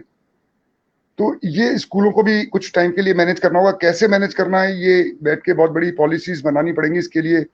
अच्छा, दूसरी बात ये कि वैक्सीनेशन जो ड्राइव चल रहा है वो 18 साल से ऊपर के लिए चल रहा है। तो हर रोज अगर लाखों में लोग वैक्सीनेटेड होते हैं, तो काफी पॉपुलेशन जब वैक्सीनेटेड होगी तो बड़े जो वैक्सीनेटेड हो जाएंगे तो उनके तो चांसेस अपने आप ही कम हो जाएंगे। टारगेट बचे बच्चे ही, तो बच्चों की लहर क्या है, वो बच्चे वैक्सीनेटेड ही नहीं होंगे। तो मैं इसलिए करूंगा ये वैक्सीन आ जाते हैं और बच्चों में जितनी जल्दी ये वैक्सीन आ जाए, जो क्लेम कर रहे हैं कि 12 साल तक के बच्चे हैं और 5 साल से 12 तक के बच्चों को लगाया जा सकता है, तो इनको जल्दी से जल्दी चाइल्ड हॉस्पिटल में, प्राइवेट क्लिनिक्स में, छोटे चाइल्ड हॉस्पिटल्स में इनको डिस्ट्रीब्यूट करके बच्चों को जितना कवर किया जाएगा, तो इस चाइल्ड लहर को हम रोक सकते हैं। इस चाइल्ड लहर को हम रोक सकते हैं और कम कर सकते हैं। रोकना तो बहुत, क्योंकि इन साइंस में और मेडिकल साइंसेज में विक्टोरियस स्टेटमेंट कभी नहीं देना चाहिए। कोई चीज भी रोकी नहीं सकती। प्रिवेंट कर सकते हैं हम, कम कर सकते हैं। और कम करने के बाद क्या होता है कि काफी सोलेस मिल जाता है। क्यों सोलेस मिल जाता है? जितने कम केसेस होते हैं उनको हॉस्पिटलाइजेशन में उतनी अच्छी केयर मिल जाती है। जब ज्यादा भीड़ हॉस्पिटल में, जैसे आपने देखा भी जा रही थी, किसी चीज की शॉर्टेज हाँ, हो रही है, कहीं बेड नहीं मिल रहा है, तो जब कम बच्चे होंगे तो उनकी केयर भी अच्छी होगी और जो वैक्सीन से रह जाएंगे उनके फैमिलीज को फिर वैक्सीनेट आगे भी किया जा सकता है। बिल्कुल। बिल्कुल। और डॉक्टर साहब सबसे खास बात जो आपने हमें यहाँ पर बताई है वो बहुत अच्छी चीज ये है कि हम पहले से अगर थोड़ी सी तैयारी कर लेते हैं तो हम आने वाली, चाहे वो थर्ड लेयर बच्चों के लिए हो चाहे बड़ों के लिए हो, अगर हम तैयार हैं तो उसका उतना असर नहीं आएगा, देखने को मिलेगा जितना कि अभी सेकंड लेयर में आया। तो ये कहा यही जा जी, रहा है कि जो सेकंड जो वेव आई थी उसमें हम तैयार नहीं थे, इसीलिए शायद जो परेशानी हमने अभी देखी और सभी लोगों ने झेली वो इसीलिए शायद हुआ है ये सब चीजें। और आपने बताया कि ये थर्ड बिल्कुल, वेव के जैसे लिए अगर हम, वेंटिलेटर्स की शॉर्टेज हुई, ऑक्सीजन की हाँ शॉर्टेज हुई, हॉस्पिटल बेड्स की शॉर्टेज हुई। अब इन्होंने जो तैयारी भी की होगी तो वो वेंटिलेटर्स बड़े लोगों के, एडल्ट के मंगाए गए हैं, ये मंगाए गए हैं। तो नियोनेटल वेंटिलेटर्स मंगाए जाए, पीडियाट्रिक वेंटिलेटर्स मंगाए जाए, पीडियाट्रिक हाँ ऑक्सीजन हाँ। सेटअप मंगाए जाए, पीडियाट्रिक इंटेंसिव केयर यूनिट्स का इंतजाम किया जाए। और अगर हम अभी से तैयार करेंगे और मान लीजिए केस नहीं भी आते हैं तो वो यूनिट्स कभी खराब नहीं जाती। हमारे देश के और गरीब बच्चों के जो सरकारी हॉस्पिटल्स में आते हैं, अगर वहां तैयार है तो उनके काम आएंगी तरह तरह और अन्य बीमारियों में काम आ जाएगी। तो ये तैयारी तो कर लेनी चाहिए और अभी से शुरू कर देनी चाहिए। बिल्कुल आपने बिल्कुल सही कहा, क्योंकि जो सिचुएशन हमने इस सेकंड वेव में देखिए तो उस थर्ड वेव में हम वो सिचुएशन नहीं देख पाएंगे। आप पहले से अगर थोड़ी सी हम तैयारी कर लेते हैं। वैक्सीन की हम बात करते हैं डॉक्टर साहब, एक सवाल ये आता है कि जो प्रेग्नेंट लेडी है, अगर गर्भवती महिला है, क्या उसको वैक्सीन लग सकता है? जी, बिल्कुल, बिल्कुल लग सकता है। और प्रेग्नेंट महिला के लिए तो इमीडिएट वैक्सीन लगाना चाहिए जैसे ही पता चले प्रेगनेंसी है। और प्रेगनेंसी लेटर स्टेज में आए चाहे अर्ली स्टेज में आए, उनके वैक्सीन इमीडिएट लगाना चाहिए। और मेरा तो ये मानना है कि प्रेग्नेंट महिला के लिए स्पेशल ड्राइव चलानी चाहिए, क्योंकि वो न्यूबॉर्न उनके पास रहना होता है। तो उनको स्पेशल कंसिडरेशन किया जाए, डिस्पेंसरीज में, हॉस्पिटल्स में जहाँ भी वैक्सीन लगे उनको पहले लगाया जाए। और जहाँ पे ये जनाना हॉस्पिटल होते हैं, महिला हॉस्पिटल होते हैं, फीमेल हॉस्पिटल्स होते हैं, वहां पे इनके लिए वैक्सीनेशन के लिए अलग से सुविधाएं रखी जाए, इनको वैक्सीनेट किया जाए, क्योंकि वैक्सीन का कोई साइड इफेक्ट नहीं होता है प्रेग्नेंट महिला पे। तो ये वैक्सीन लगाना बहुत जरूरी है। अच्छा, ये तो प्रेग्नेंट अगर कोई लेडी है उसके लिए आपने बताया। एक चीज और, अगर किसी का बेबी है, 6 मंथ का ही बेबी है और उसने वैक्सीन उनके लगा है, तो वो कितने टाइम तक अपने बच्चे को फीड नहीं करा सकती है, या कुछ ऐसा है जैसा कि मैंने आपको पहले भी बताया और मैं रिपीट कर रहा हूँ, ये साइंटिफिक फैक्ट कि जो मदर मिल्क होता है, जो माँ का दूध आता है, उसमें वैक्सीन या कोरोना वायरस इन्फेक्टेड मदर है तो वो कोरोना का इन्फेक्शन ट्रांसफर नहीं होता है। तो जिस दिन वैक्सीन लगा के आए उसके आते भी मदर दूध पिला सकती है। और 1 घंटे में पिलाना चाहे तो 1 घंटे में पिला दे, जब भी बच्चे की नीड हो उसको पिलाया जा सकता है। क्योंकि कोविड-19 के वैक्सीन के जो साइड इफेक्ट आएंगे वो जो एक आध दिन मदर को आएंगे कि जहाँ वैक्सीन लगा वो साइड पे पेन हो सकता है, हल्का सा बुखार हो सकता है, लेकिन उससे बच्चे को कोई कुछ होने वाला नहीं है, क्योंकि इन्फेक्टिविटी नहीं होगी उससे। और मदर मिल्क में वैक्सीन से कोई चेंज नहीं होता है। तो बिल्कुल, तो इसलिए यानी सेफली जी, सेफली फीड करा सकती है मदर, बेफिक्री से फीड करा सकती है। हाँ, मतलब ये जो कहा जा रहा था कि नहीं, वैक्सीन लगाने आने के बाद कुछ टाइम तक बच्चे को माँ से दूर रखिए, फीड नहीं करा, से सब भ्रांति है। मतलब आप आए ये हैं, सब बच्चे को भ्रांतियां फीड करा भ्रांतियां हैं। सकते हैं। बिल्कुल, भ्रांतियां हैं और बच्चे इन को। भ्रांतियों को हाँ, दूर करने के लिए अवेयरनेस बहुत जरूरी है। बच्चों को लेकर अभी अवेयरनेस नहीं हुई है। कोविड-19 की बस एक वैक्सीन की अवेयरनेस है, उसमें भी भ्रांतियां फैली हुई लोगों के बीच में कि ये लगाएं ना लगाएं। फॉर मैं आपको एग्जांपल देता हूं, जैसे फॉर ट्यूबरकुलोसिस है। ट्यूबरकुलोसिस इतनी अवेयरनेस कर दी गई थी ट्यूबरकुलोसिस की, मैं जब से मैं 20 साल से प्रैक्टिस कर रहा हूँ, किसी के हल्का सा थूक में खून आता है, चाहे वो गांव का हो चाहे वो आदिवासी एरिया का हो, वो कहता है ट्यूबरकुलोसिस तो नहीं होगी और शहर में दिखाने आ जाता है। और सबसे पहले ये क्वेश्चन करता है कि मेरा एक्सरे करा दो कि मुझे ट्यूबरकुलोसिस नहीं है। तो इन भ्रांतियों को दूर करने के लिए awareness through electronic media, through newspapers, through banners, गांवों में लोकल भाषा में, हर गांव की लोकल भाषा अलग होती है। आप हड़ौती के हैं, जैसे कोटा में तो हड़ौती भाषा अलग है, हमारे यहाँ दूढ़ानी भाषा अलग है, जोधपुर की मारवाड़ी भाषा अलग है, इधर आप जाएंगे शेखावटी की भाषा अलग है। तो इनकी वहां की लोकल भाषाओं में इनके प्रचार किए जाएं, लोगों की भ्रांतियां दूर की जाएं। तो ये वैक्सीनेशन ड्राइव, मास्क की ड्राइव, आइसोलेशन की ड्राइव, पब्लिक गैदरिंग्स की ड्राइव, जो पब्लिक गैदरिंग नहीं हो, ये ड्राइव बढ़ेगी और इससे बहुत जल्दी बीमारी का इंसिडेंस कम होगा और परसेंटेज गिरेगी। बिल्कुल, ये बात तो आपने तो सही कहा डॉक्टर साहब की, बहुत ज्यादा जरूरी है कि लोगों में जागरूकता फैलाना बहुत जरूरी हो गया है, क्योंकि बहुत सारी चीजें हो रही हैं कि समझ में नहीं आता है कि अब जैसे कई बार कहा जाता है कोविशील्ड और कोवैक्सीन में से कौन सी वैक्सीन हम लगवाएं, ये कंफ्यूजन लोगों में चलता है। दूसरा, जी दो वैक्सीन में दो डोज लगाई जाती है, उन दोनों डोज में वैक्सीन में कितना गैप होना जरूरी है कि कोविशील्ड अगर किसी को लगे तो सेकेंड डोज में क्या आना चाहिए टाइम पीरियड, कोवैक्सीन में कितना अंतर आना चाहिए, तो ये लोगों को नहीं पता है। तो ये वास्तव में बहुत ज्यादा जरूरी हो चुका है कि सारी चीजों की जागरूकता जो भी है हमारे यहाँ अपनी भाषा में दी जाए तो शायद वो समझ सकें। क्योंकि जैसा कि अभी आपने बताया कि छोटे बच्चों को किस तरीके से बच्चों को फीड कराया जा सकता है, सारी चीजों को लेकर के बातों को, तो ये सारी जागरूकता फैलाना बहुत जरूरी है। बहुत अब डॉक्टर जरूरी है। साहब एक और बहुत ज्यादा जी, हाँ बताएं, हाँ बताएं। नहीं नहीं आप बताइए डॉक्टर। नहीं, मैं ये कह रहा था कि जागरूकता फैलाना बहुत जरूरी है। और ये जो एडमिनिस्ट्रेटिव जो स्किल्स होती है इसमें, हॉस्पिटलाइजेशन में, इन बीमारियों के, इनकी स्किल्स भी एडमिनिस्ट्रेटिव ऑफिसर्स में डेवलप की जाए। जी, इनका इस तरह से बैकअप पहले से रखा जाए कि इस तरह की इमरजेंसी, डायर इमरजेंसी आए तो ये उस समय एक्शन में आए। फॉर एग्जाम्पल, मैंने एक कोविड का बच्चा भर्ती किया था, उस समय ऑक्सीजन की शॉर्टेज थी। तो कोविड के बच्चे के लिए बहुत मुश्किल से अरेंज मैंने ऑक्सीजन करवाई। तो उस बच्चे ने, पेरेंट्स ने मुझसे कहा कि साहब आपने ऑक्सीजन अरेंज करा दी, बहुत बड़ा काम हो गया। मैंने कहा यार मैं 5-7 साल जब मेडिकल कॉलेज में स्कूल में पढ़ा था, मेडिकल स्कूल में, तो मुझे ऑक्सीजन कहाँ लगानी है, कब लगानी है, कौन सी ऑक्सीजन लगानी है, ये बताया गया था। मुझे कभी ये नहीं सिखाया कि ऑक्सीजन आपको भी अरेंज करनी है। तो ये सही। मेडिकल प्रोफेशनल्स का काम नहीं होता है कि मेडिकल वहाँ हॉस्पिटल्स में और यहाँ पे अरेंज करें। तो इसलिए इस तरह के एडमिनिस्ट्रेटिव ऑफिसर्स भी इस तरह से ट्रेन होने चाहिए कि इस तरह की क्राइसिस में वो इसको डिजास्टर क्राइसिस मानते हुए और इस तरह मानते हुए इस तरह के अरेंजमेंट करने की और इस तरह करने की क्षमता रखते हैं। तो क्या है कि इलनेस पे विक्ट्री इजीली पाई जा सकती है। बिल्कुल। डॉक्टर साहब, अभी इस सेकंड वेव में एक चीज और सामने आई थी कि कोरोना के साथ साथ एक बीमारी और जोड़े गए थे, ब्लैक फंगस, जिसको कि राजस्थान में तो एक महामारी डिक्लेयर किया भी गया है। ये कहा गया था कि जो आप अगर कोविड से, कोरोना वायरस से जो पेशेंट ठीक हो चुके हैं, वो ब्लैक फंगस जो है उससे बहुत ज्यादा संक्रमित हो रहे हैं। तो क्या ये बीमारी बच्चों में भी हो सकती है? देखिए मैडम, बच्चे जो होते हैं, मैंने जैसे आपसे कहा था 12 साल से कम के बच्चे they are less prone to the severe corona virus disease. उनमें माइल्ड टू मॉडरेट तक होती है। लेकिन कुछ स्पेशल बच्चे होते हैं जो कि ज्यादा प्रोन होते हैं और जिनका ज्यादा ध्यान रखा जाए, वो पेरेंट्स भी नोट करें इसको। फॉर एग्जाम्पल, किसी बच्चे को क्रॉनिक इम्यूनो डेफिशिएंसी डिजीज है, फॉर एग्जाम्पल ट्यूबरक्लोसिस है, किसी बच्चे को HIV पॉजिटिव बच्चा चल रहा है, किसी बच्चे को नेफ्रोटिक सिंड्रोम है, कोई मीजल्स होके चुकी है 1-1.5 महीने पहले ही, तो इनकी इम्यूनिटी बहुत कम हो जाती है। तो इन बच्चों को बहुत ध्यान रखना पड़ता है। नंबर 2, कोई डायबिटीज वाला बच्चा है, वो उनकी इम्यूनिटी कम होती है।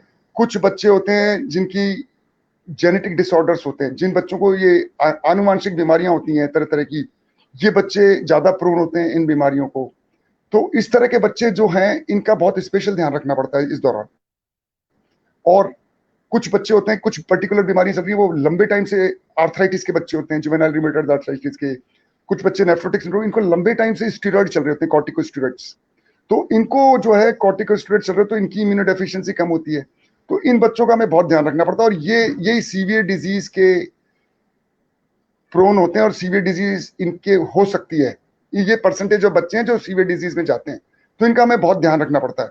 अच्छा, अब जब एक बार सीवियर डिजीज होगी, हॉस्पिटलाइज जब बच्चा होता है, तो जब इम्यूनो कंप्रोमाइज हो जाता है और फिर कोविड-19 सीरियस हो जाती है, तो और इम्यूनो कंप्रोमाइज हो जाता है। फिर ऑक्सीजन थेरेपी पे है। ऑक्सीजन थेरेपी आपने देखा होगा, तो लगता है तो एक बोतल में पानी से होकर ऑक्सीजन ट्यूब आती है, तो उस पानी में कई बार फंगल इन्फेक्शन होता है, वाटर बॉर्न बैक्टीरिया होते हैं, वो लंग इन्फेक्शन कर सकते हैं। वो पानी बहुत फ्रीक्वेंटली बदलना होता है, हर 4-6 घंटे में बदलना होता है। लेकिन कई बार वो पानी नर्सिंग स्टाफ और इतना वर्कलोड होता है कि वो 12-12 घंटे, एक एक 2 दिन नहीं बदल पाते हैं। तो वो ये चीजें, वेंटिलेटर की सेटिंग्स, वेंटिलेटर कई बार लगाते हैं, वेंटिलेटर की क्लीनिंग में कई बार गड़बड़ रह जाती है। अच्छा, माउथ क्लीनिंग नहीं हो पाती। अच्छा, मिडिल और नॉर्मल मिडिल क्या होते हैं कि कोविड-19 इन्फेक्शन हो गया है, तो कई कई दिन तक नहाते नहीं है, कि बुखार है, नहाना नहीं है, पेस्ट तक नहीं करते, तो ये माउथ में ये फंगल ग्रो करता है। क्लीनलीनेस जहां कम होती है, तो वहां ये, और आप इम्यूनो डेफिशिएंट, और वो चाहे बच्चा हो चाहे एडल्ट, डायबिटीज है, ब्लड प्रेशर है। अच्छा, मोटे बच्चे जो होते हैं, ये सीवियर डिजीज को प्रोन होते हैं। ओबिसिटी चाहे बड़ों की हो चाहे बच्चों की हो, ये इम्यूनिटी मार्केटली कम करती है। तो मोटे बच्चे जितने होते हैं, इनका ओवरवेट बच्चे होते हैं, मोटा बच्चा तो कहना गलत होगा, ओवरवेट बच्चे जो होते हैं, इनका भी बहुत ध्यान रखा जाए, क्योंकि ओवरवेट बच्चे are more prone to severe diseases. And ये जो फंगल इन्फेक्शन वगैरह होता है, ये हो सकता है। और ज्यादातर लोगों में आई से शुरुआत देखी गई है इसकी, हाँ जी जी क्योंकि जी, आईज आइस में से। बच्चे गंदे हाथ, कोरोना के हाथ लगाते रहते हैं, फंगल के हाथ लगाते रहते हैं, तो आईज में फैलने के चांसेस ज्यादा रहते हैं। और मैंने आप देखा था अपने पिछले प्रोग्राम में, डॉक्टर पांडे साहब ने इसको डिस्कस भी बहुत ढंग से किया था। बिल्कुल बिल्कुल। बिल्कुल, आपने बिल्कुल सही कहा। और ये जो बच्चे आपने बताए, इनका ध्यान अगर रखेंगे तो शायद सावधानी रखी जाएगी तो बहुत सारी बीमारियों से वैसे भी हम बच सकते हैं। अनिल काला जी का एक सवाल है डॉक्टर साहब कि फर्स्ट डोज जो कोविशील्ड की थी लगाने के बाद सेकंड डोज का जो पहले का समय था वो 6 to 8 वीक था, अब वो कर दिया है 12 से 16 वीक कर दिया गया है। ऐसा क्यों?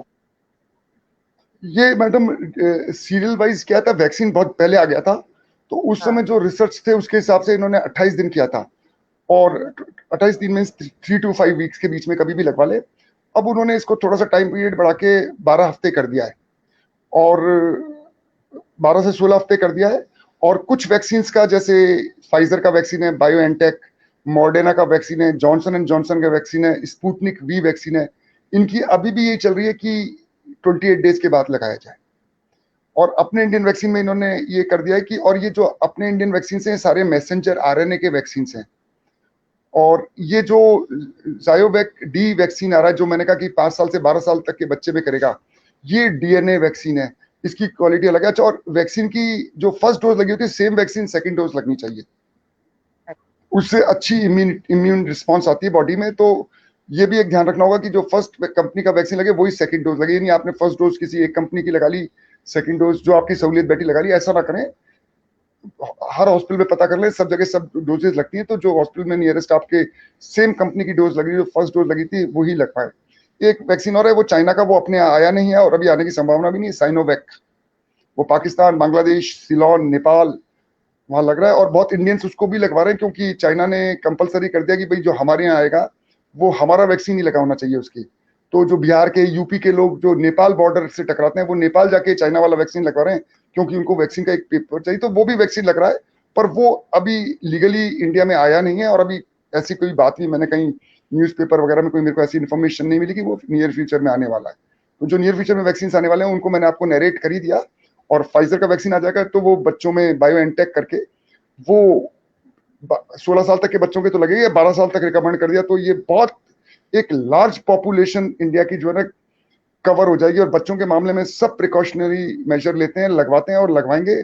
और इनको चाहिए कि इसको वाइडली डिस्ट्रीब्यूट करें, प्राइवेट हॉस्पिटल्स में भी करें, और जो अच्छे रजिस्टर्ड क्लिनिक्स हैं उन पे भी करें, उनका डेटा उनसे ले लें। तो और नियरेस्ट डिस्पेंसरीज में गांवों तक इस वैक्सीन को पहुंचाएं, ताकि ज्यादा से ज्यादा बच्चों का हो जाए। अगर ये बच्चों के वैक्सीन जुलाई अगस्त तक अच्छी तरह लग जाते हैं, तो मेरे को लगता है जो अक्टूबर नवंबर और जो दिसंबर में करेंगे बच्चों के एक लहर आएगी, उस लहर को काफी लो लेवल पे प्रिवेंट करके माइल्ड रखा जा सकता है। वो लहर वहर तो नहीं रहेगी, हाँ केसेस रिपोर्ट जरूर हो जाएंगे अगर ये ऐसा हो जाता है और ये वैक्सीन टाइमली आ जाते हैं। तो अब वेट काफी एंड वॉच का बचाव हो मैटर है, जाएगा। We are also watching. काफी बिल्कुल बचाव हो बिल्कुल, जाएगा। बचाव हो जाएगा। अनिल काला सर आपको थैंक यू कह रहे हैं सर। सर बिल्कुल बहुत जरूरी हो चुका है कि इस समय तो कि हम अपना बचाव करें, वो ज्यादा जरूरी है, क्योंकि कहते हैं ना कि किसी चीज को होने से पहले अगर हम उस चीज का बचाव कर लेते हैं तो शायद जिसके उसके परिणाम जितने घातक होंगे वो कम हो जाता है। तो ये जी आपने बिल्कुल सही कहा कि वैक्सीन अगर लग जाती है बच्चों में और सारी चीजें हो जाती है तो निश्चित तौर पर हमारे जो बच्चे हैं बहुत ज्यादा सिक्योर हो जाएंगे और हम एक बहुत निश्चिंत अच्छा, हो सकते हैं वैक्सीन बच्चे पर। और वैक्सीन का फायदा ये होता है, वैक्सीन चाहे वो कोविड का हो, चाहे वो चिकन पॉक्स का हो, किसी भी इलनेस का हो बच्चों में, अगर उसके बाद बीमारी भी होती है तो बीमारी माइल्ड होकर रह जाती है, बीमारी की पावर जो होती है वो लो हो जाती है। तो अगर कोई वायरस बच्चों में वैक्सीन लगा हुआ है या एडल्ट में वैक्सीन लगा हुआ है, और उस वैक्सीन की पावर बहुत ज्यादा है, बहुत स्ट्रॉन्ग, वैक्सीन की कह रहा हूँ, वायरल की पावर बहुत ज्यादा और वायरल बहुत स्ट्रॉन्ग है, तो भी वैक्सीन अगर लगाए तो वो वायरल माइल्ड इलनेस करके ही पास आउट हो जाएगा। तो ये बिल्कुल वैक्सीनेशन का बहुत फायदा। और वैक्सीनेशन का दूसरा फायदा ये है कि ये जो फाइजर का बायो एनटेक आ रहा है, मॉडर्ना का वैक्सीन आ रहा है, जॉनसन जॉनसन आ रहा है, ये बच्चों को तो प्रोटेक्ट करते हैं और इनकी इनकी स्प्रेड करने की पावर भी खत्म करते हैं, दूसरों में फैलाने की क्षमता भी कम करते हैं। तो ये एक बहुत पॉजिटिव साइन है इन वैक्सीन का, सही कि बात है। आप खुद तो प्रोटेक्ट हो ही रहे हो, दूसरों में भी नहीं फैला रहे हो। तो ये एक, आप 10 जनों से मिल रहे हो तो आपने 10 जनों को प्रोटेक्ट कर दिया अगर आपने वैक्सीन लगवाया हुआ है। तो वैक्सीन को इंपॉर्टेंस दी जाए, वैक्सीन के लिए भ्रांतियां ना फैलाई जाए, और ज्यादा से ज्यादा लोगों को कवर किया जाए, और जो वैक्सीन लगवा के आते हैं वो अपने नियर एंड डियर्स को समझाएं कि हमने लगवाया, कोई साइड इफेक्ट नहीं है, आप भी लगवाओ। और फैमिली मैंने देखा है यूपी में, बिहार में, मध्य प्रदेश में, फैमिली जा रही हैं। 256 बच्चे ऑर्फन हो गए, ऑर्फन मतलब 12 साल से कम के बच्चे थे जिनके पेरेंट्स कोरोना से चले गए। तो ये पोजीशन नहीं आनी चाहिए अगर वैक्सीनेशन अपन प्रॉपर लग जाएगा सबके। बिल्कुल। और डॉक्टर साहब जैसे वैक्सीनेशन की अगर बात करें, थोड़ा सा बुखार वगैरह आते हैं तो हमने भी देखा अपने बच्चों को, जब हम कोई भी वैक्सीन लगवा के आते थे तो बच्चों को भी बुखार वगैरह तो आता ही था। तो इसमें कोई इतनी बड़ी बात नहीं है कि वैक्सीन लगाने के बाद अगर फीवर हमें आ रहा है तो उससे डरना नहीं चाहिए हमें बिल्कुल भी। हाँ, इसको रूटीन में मान के चला जाए, क्योंकि हर हाँ वैक्सीन की एक इन्फ्लेमेटरी रेस्पॉन्स होती है। बिल्कुल तो जहाँ बिल्कुल। अपन टिटेनस का इंजेक्शन भी लगवाते हैं या कोई छोटा सा इंजेक्शन हाँ भी लगाते हैं तो वहाँ एक दिन पेन रहता है, तो उस पेन बिल्कुल को ज्यादा इंपॉर्टेंस ना दी जाए, नजरअंदाज किया जाए। और एक दिन बुखार और माइल्ड रिएक्शन हर इसका वैक्सीन का होता है, तो उसको कोई पैरासिटामोल या एंटीपायरेटिक ड्रग्स आती है, वो वहाँ आपको वैसे ही रिकमेंड कर देते हैं, तो वो लेके एक दिन निकाला सकता है। और इसको एक्सेजरेट करके कि पैनिक ना फैलाया जाए इसको करके। बिल्कुल बिल्कुल। और जिससे कि और लोगों को डिसहार्टन ना किया जाए कि एक दिन बुखार आ गया था, तो एक दिन बुखार आने से वैक्सीन की नहीं, रेस्पॉन्स का पता चलता है उल्टा हुआ। बिल्कुल। वही में हम कहते हैं ना कि छोटे बच्चों को भी जब हम टीके लगवाने जाते थे तो उनको भी फीवर आता ही था। तो डॉक्टर साहब, जब छोटे बच्चों को भी हमारे इसी तरह के वैक्सीन लगे, उनको भी ये फीवर वगैरह ये प्रॉब्लम हो सकती है? जी, हो सकती है। और बच्चों के भी आगे जब वैक्सीन लगेंगे तो ये प्रॉब्लम आएगी ही। 12 हाँ, साल तक के बच्चों के लगेंगे और मान लीजिए वो नेक्स्ट मंथ 5 से 12 साल वाला आ सकता है, तो आएगी, तो वो नॉर्मल प्रॉब्लम से, और वैक्सीन में भी ऐसा होता है। तो बिल्कुल इसको बिल्कुल नॉर्मल रूटीन में लिया जाए और वैक्सीनेशन को और वैक्सीनेशन की तरह ही लिया जाए। बिल्कुल। जैसे और वैक्सीन डॉक्टर, लगवाते हैं वैसे ही इस वैक्सीन को एक, लगवाया जाए। बिल्कुल एक सवाल और डॉक्टर साहब आता है मेरे दिमाग में कि अगर कोई जैसे बच्चे को कोरोना पॉजिटिव हो चुका है, तो कहते हैं ना खाने पीने का ध्यान रखना बहुत ज्यादा जरूरी है। तो जब कोरोना पॉजिटिव बच्चा हो चुका है, उस समय क्या खाने का ध्यान रखें, और वो ठीक हो गया है उसके बाद क्या? इसमें एक्चुअली क्या होता है, it's a simple viral illness. Viral जैसे और वायरल होते हैं, तो इसमें बहुत वीकनेस आती है। तो इसमें liquids, fruit juices, vegetable soups, छाछ लस्सियाँ, मिल्क, ये इन बच्चों को खूब दिया जाए। और मीठी और लाइट चीजें दी जाएं, खिचड़ी दलिया और ये चीजें खूब दी जाएं, फ्रूट्स खूब दिए जाएं। और ये ठीक होने के बाद इनको डाइट का बहुत ध्यान रखा जाए, टाइमली खूब डाइट लें, और जितनी ज्यादा डाइट दें उससे उनकी क्या रिकवरी अच्छी होती है। तो डाइट का तो पूरा ध्यान रखना पड़ेगा। और लाइट एंड ब्लेंडेड डाइट तो इलनेस के थ्रू हर 2-2-3 घंटे में बार बार कुछ कुछ इन बच्चों को दिया जाए, क्योंकि नॉर्मल डाइट क्या है बच्चों की कम हो जाती है इलनेस के दौरान, तो ये इस चीज का ध्यान रखा जाए। बिल्कुल। चैलेंज कान कुलसे जी भी आपको थैंक्स कर रहे हैं सर, की बहुत अच्छी जानकारी है। Thank you. डॉक्टर साहब, चलते चलते कोई संदेश या कोई बात जो हमारी बातचीत में आपको लगता है कि नहीं बहुत जरूरी थी, जो नहीं आ पाई है, वो आप हमारे दर्शकों तक पहुंचाना चाहे, मैं चाहूंगा। देखिए, बीमारी हो गई, उसका ट्रीटमेंट कराने, उसको मैं ज्यादा इंपॉर्टेंस नहीं देता। मैं कहता हूँ बीमारी को प्रिवेंट किया जाए, भरपूर मास्क का यूज किया जाए। और आप जिनके कांटेक्ट में आते हैं उनसे भी आप ये कहें कि आप मास्क लगा के आए, हमसे बात करें तो मास्क लगा के आए। आपके घर कोई गेस्ट आता है तो उससे कहें मास्क लगा के आए और आप मास्क लगाएं। और सोशल गैदरिंग ज्यादा इकट्ठी ना करें, ज्यादा जगह पे पब्लिक प्लेसेस पे ना जाएं। वैक्सीन लगवाएं, वैक्सीन का जो टाइम पीरियड है उसको फॉलो करें, उसके हिसाब से लगवाएं जो साइंटिफिक रिकमेंडेशंस आते हैं। और ये जरूर ध्यान रखें कि सेम वैक्सीन लगवाएं दोबारा में जिस कंपनी का पहले लगा है। और कंपनी के चक्कर में ना पड़े कि उसने ये कहा है उसने कहा, ये साइंटिफिक वैक्सीन हैं, जब मार्केट में आते हैं तो साइंटिफिकली प्रूव्ड होते हैं। तो इनको बिल्कुल लगवाया जाए, बीमारी को हमें प्रिवेंट करना है। और यदि आपको कोरोना वायरस हो गया है, और तो ये ना सोचे कि एक बार बीमारी हो गई तो वैक्सीन लगवाने की जरूरत नहीं है।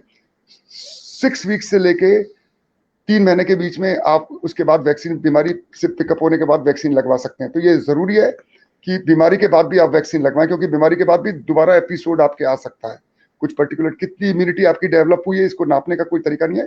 तो आप बीमारी के, कोविड पॉजिटिव नेगेटिव होता है आपका, आरटीपीसीआर नेगेटिव आता है, उसके 6 महीने मीन 1.5 महीने से लेके 3 महीने के बीच में आप वैक्सीन लगवा सकते हैं और लगवाना चाहिए।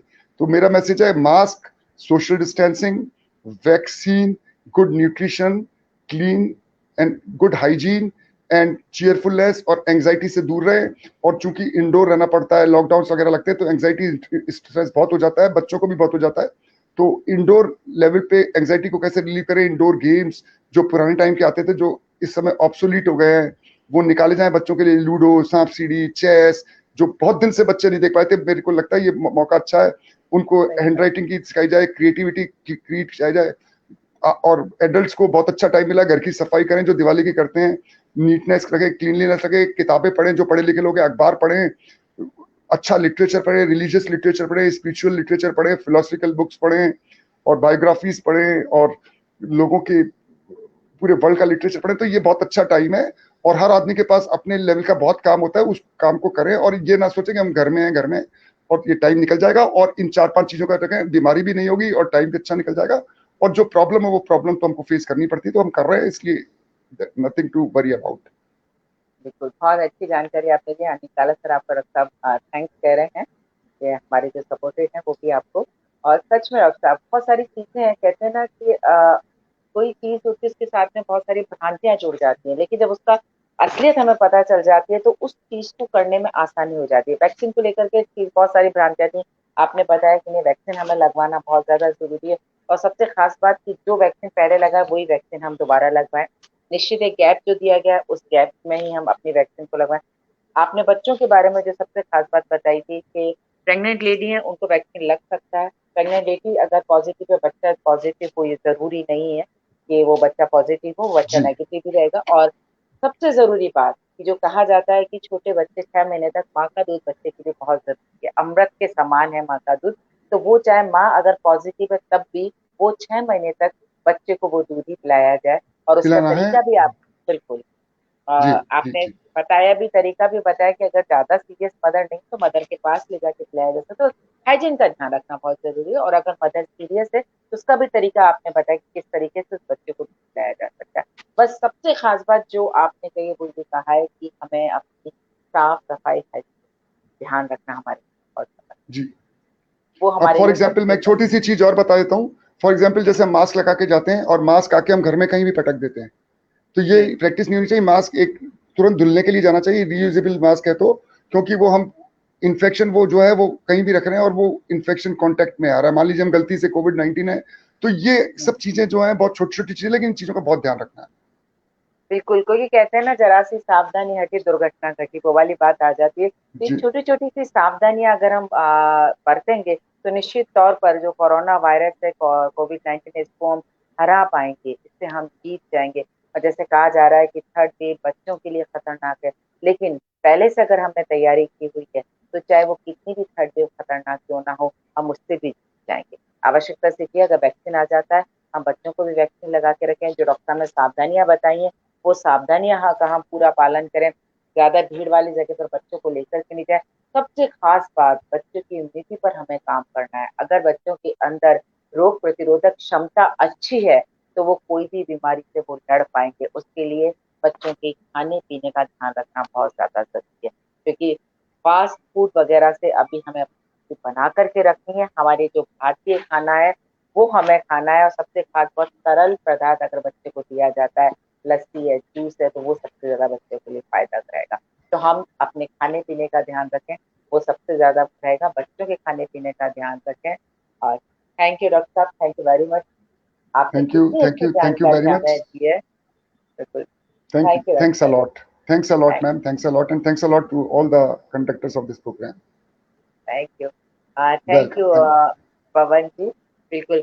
तो दर्शकों, ये थे हमारे साथ डॉक्टर विवेक शर्मा जी, जयपुर से हमारे साथ जुड़े। जैसा कि मैंने आपको कहा कि बच्चों को लेकर के इन्होंने बहुत सारे रिसर्च किए हुए हैं, इनके research paper international national level पर पब्लिश हो चुके हैं। उसी के आधार पर आज डॉक्टर ने हमें इतनी सारी बातें बताई, वैक्सीन को लेकर के बताई, कौन कौन से वैक्सीन आ रहे हैं, कईयों के नाम हमने नहीं सुने थे, वो डॉक्टर साहब ने हमें नाम बताए। सारी चीजों को हमारे सामने इतनी अच्छे से हमें समझाए कि हम किस तरीके से कोरोना वायरस से लड़ सकते हैं और अपना बचाव कर सकते हैं, खुद का बचाव कर सकते हैं। और सबसे बड़ी बात, हमारे नन्हे नन्हे बच्चे हैं जो भी बोलना नहीं जानते हैं, अपनी पीड़ा को बता नहीं सकते, उनका भी बचाव रख सकते हैं।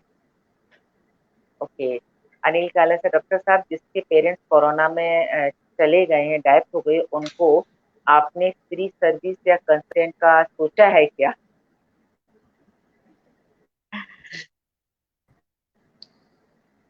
बिल्कुल।